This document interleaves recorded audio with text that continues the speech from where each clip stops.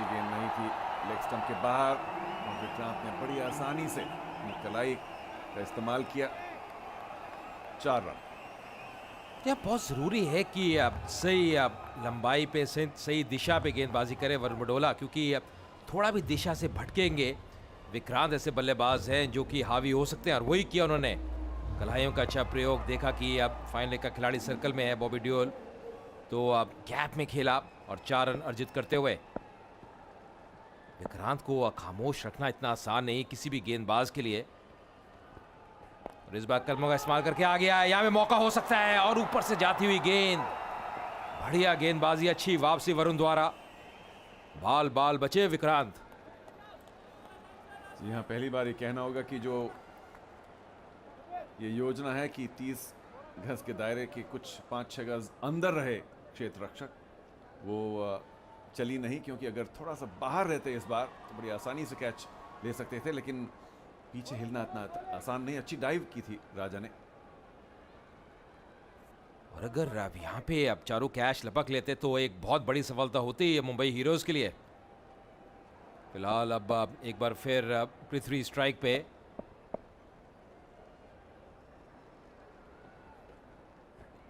बढ़िया गेंद, अच्छी मूवमेंट प्रदान होती हुई वरुण बडोला को, चकमा दिया बल्लेबाज को, ज्यादा समझ नहीं पाए थे, पढ़ नहीं पाए थे पृथ्वी।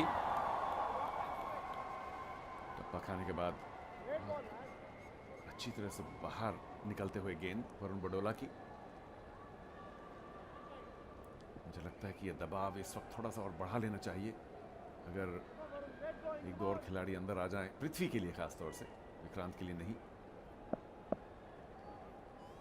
शायद स्लिप। इस बार बहुत ही बढ़िया एफर्ट, कभी भी आसान रहता नहीं, फॉलो थ्रू पे लपकते हुए उस गेंद को रोका। वरुण बडोला ने प्रयास तो बहुत अच्छा किया, लेकिन उसकी वजह से थोड़ा सा लंगड़ाते हुए वो भी चोटग्रस्त हैं।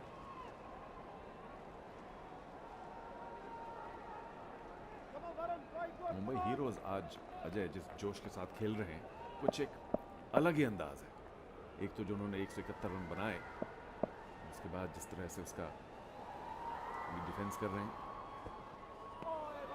बिल्कुल सही कहा चारू आपने, और कहीं ना कहीं वो संघर्ष कर रहे हैं, वो जानते हैं कि ये मुकाबला उनके लिए जीतना बहुत ज़रूरी है, ये उनकी होम ग्राउंड है।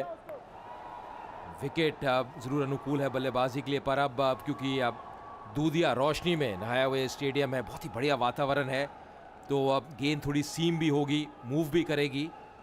और वरुण बडोला की खासकर अगर बात करें चारों, तो अब जो रिलीज है उनका वो काफ़ी बढ़िया रहता है, जो सीम पोजीशन है। स्लिप रखना बहुत जरूरी। एक बार फिर लेन मिस। 5 ओवर के बाद 38 पे 1।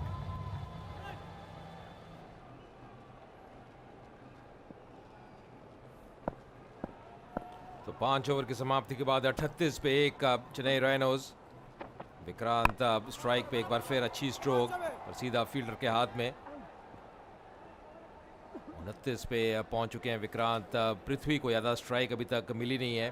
5 पे पृथ्वी, और इस साधारी की बात करें, अब 34 रनों की हो चुकी है इस जोड़ी के बीच, जहां से 89 गेंदों में अब 134 रन चाहिए मुकाबला जीतने के लिए राइनर्स को।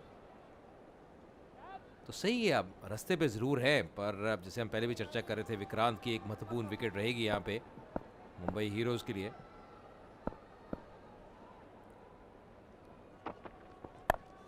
इस बार उठा के खेला, खिलाड़ी टीम में तैनात, पर 4 रन मिलेंगे। बहुत ही जबरदस्त प्लेसमेंट कहना होगा विक्रांत द्वारा, और मात्र गेंद को दिशा प्रदान करते हुए।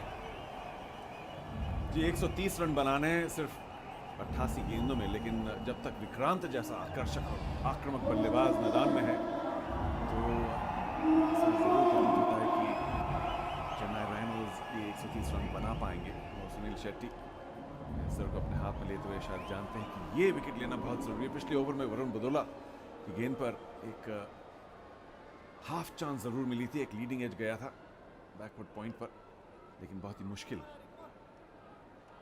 अपॉर्चुनिटी।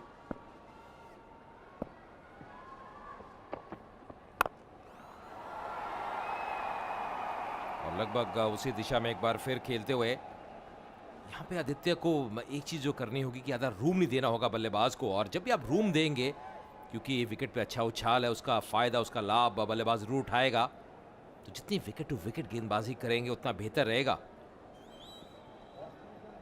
फील्ड रिस्ट्रिक्शंस का ये आखिरी ओवर है और मुंबई हीरोज़ के लिए बहुत महत्वपूर्ण कि पृथ्वी को जितना हो सके स्ट्राइक पर रखें और विक्रांत को नॉन स्ट्राइकर पर। सीधे बल्ले से खेलते हुए पृथ्वी अब दौड़ लिए थे, बहुत ही बढ़िया प्रयास मिड ऑफ क्षेत्र से। शायद पृथ्वी भी ये बात जानते हैं कि जितना जल्दी हो सके एक रन लेके विक्रांत को स्ट्राइक दें। अच्छा खेला उन्होंने, सीधे बल्ले से। और चारों अपना जो रोल है उसको बहुत बढ़िया बखूबी अंदाज से निभा रहे हैं पृथ्वी, क्योंकि जानते हैं विक्रांत जैसा बल्लेबाज दूसरी तरफ है जो कि आक्रामक शैली में बल्लेबाजी कर सकता है, सारे ही स्ट्रोक्स है उनके पास, तो उनको मात्र स्ट्राइक रोटेट करनी है, खड़े रहना है, बने रहना है क्रीज पे। और ये जो साझेदारी है ये पनप रही है अब चेन्नई राइनोज के लिए। कट करने का प्रयास, बीट किया, वाइड का इशारा एम्पायर का।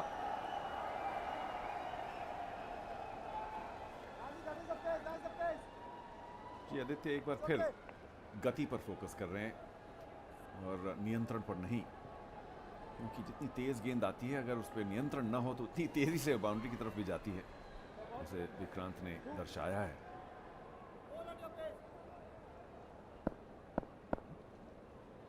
एक खिलाड़ी डीप पॉइंट पे, थर्ड मैन आदित्य के लिए, और बहुत सूझबूझ के साथ बल्लेबाजी कर रहे हैं विक्रांत।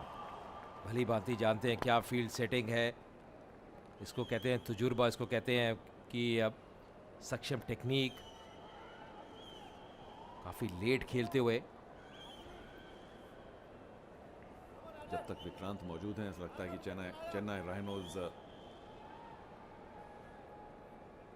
170-72 रन चेस कर पाएंगे, लेकिन दूसरी ओर से लगता है कि पृथ्वी और जो भी कोई आए वहां जरूर कमी है। हिचकिचाहट, अगर डायरेक्ट थ्रो लगती तो जरूर पृथ्वी मुश्किल में रहते। छठे ओवर की समाप्ति 46 पर 1।